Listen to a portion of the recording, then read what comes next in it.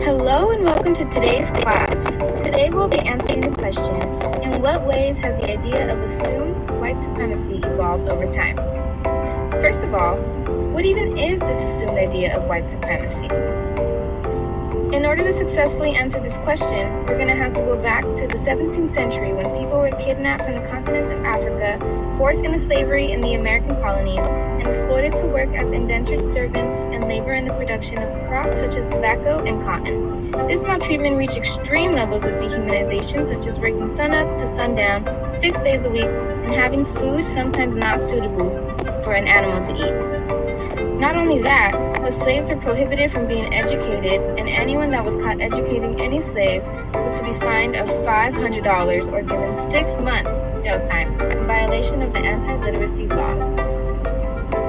These anti-literacy laws were designed by white people to prohibit colored people from acquiring the basic essential knowledge that a human being must have.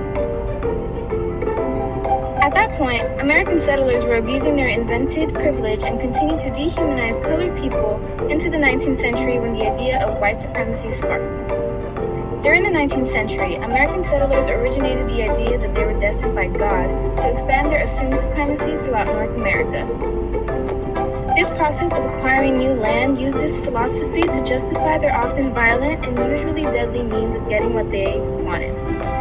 This was a horrible result of the Indian Removal Act that was passed in 1830 to remove Indians from their homes and land and force them to march over 1,000 miles westward and relocate.